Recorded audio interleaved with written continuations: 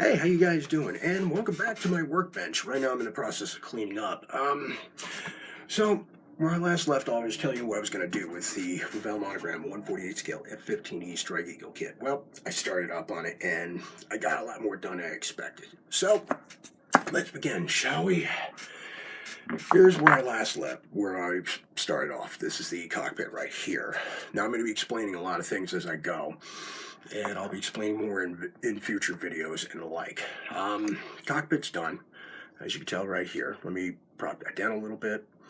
This is actually pretty easy. The F-15E cockpit's actually different as compared to the air superiority versions, because it's got the pilot and then a weapons system officer.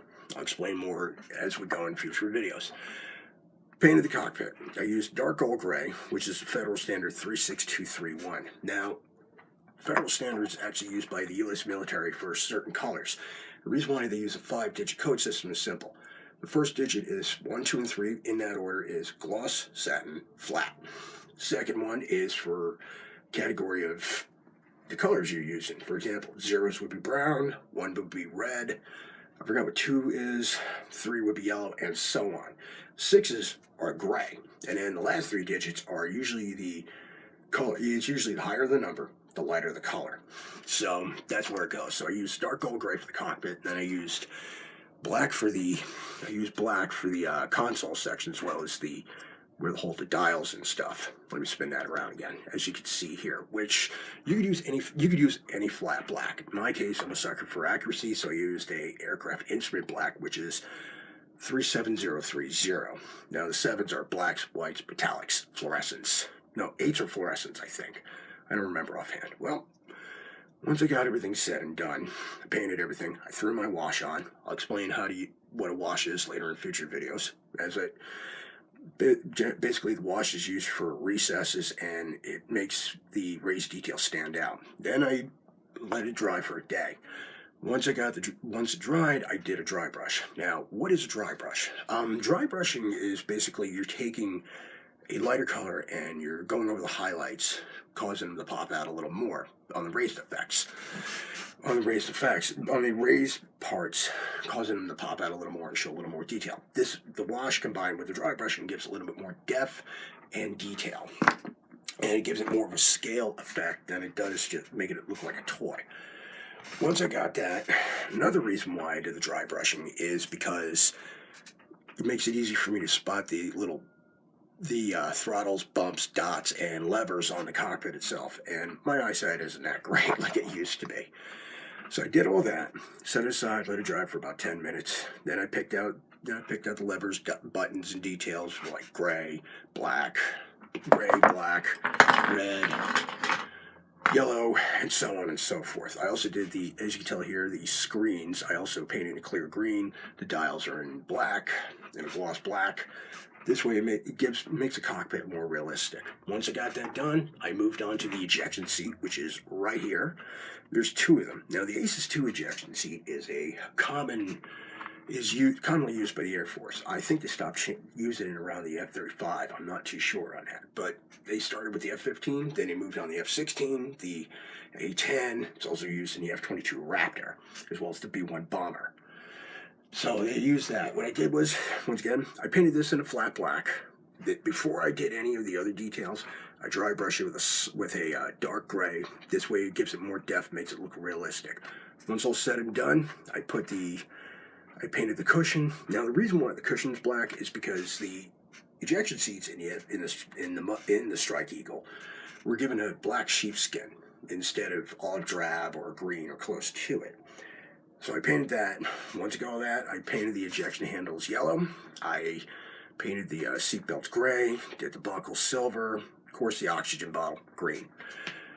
Once that's all done, put that aside, moved on to the burner cans. This is actually one of 2. Here's the other one right here. Now the burner cans in this kit were a little bit more complicated in the cockpit, because the F-15E cockpit, there really isn't much to it. It's not busy like an F-14 or even an F-4 Phantom for that matter. So the burner cans, the cockpit wasn't much. These were a little more complicated. Now, these are a lot better than, say, the Hoscow or the Academy ones, but they're still complex. You got the burner can here, you got the exhaust can in that section, then you got the exhausts, got the actuators.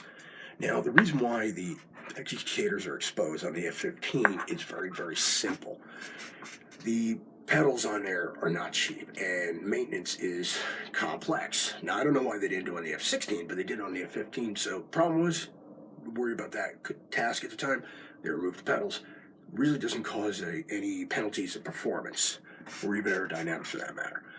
I painted the bird a can of burnt metal. You could use a black, or you could use a dark metallic similar to it, give it a varying shade. And then once that was done, I painted this section white. The reason why is because the newer engines are using ceramics in those sections. And ceramics can actually withstand more heat than metal does. If you look at the inside of an F4 Phantom exhaust cone, it's all black, it's dirty, it's grimy, it's basically all metal. Whereas on the Pratt & Whitney engines on the F-15 or F-16, or even the General Electric 110 on the F-14D for that matter, it's white on the inside. Even though it's still dirty, I used a black wash. This way it gives it a rough look into it. Once all said and done, I moved on to the exterior. This is a two-part. I did this in gunmetal, and then I used a lighter shade metallic for this section. Now, the reason why I used gunmetal for this section is because I wanted to give it a more realistic effect. I used a black wash after the paint was dried for a day. I used a black wash, and then let that dry for a day. Once it was dried for a day, I used a lighter metallic to dry brush to give it more of a more depth to it, more realistic. Once all said and done, assembled them, put them to the side. Now, when I was assembling these before I painted these actuators, even though they're easy to put on, it's still delicate. You gotta take the time to do as such. So when I use this is a liquid cement used from Testers. It's still a liquid cement, but it's not like this stuff here. It's not like this. This you can still dab here and there. So I did a little bit of time, and it's slow setting, so it gave me time to play with it before I finally set it. Once all said and done, gave it time to dry, and then I did my painting and stuff. The other thing with this stuff is make sure you have a pipe cleaner that's small enough to fit in here. So this way you can clean it out. Otherwise, it gets clogged pretty easy, and so on and so forth. All done. Moved on to the intakes, were actually a lot easier.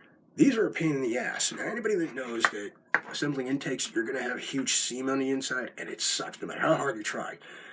You could try sanding it out, you could use putty and stuff, but it's very difficult. So I'm just going to use intake covers to replace these.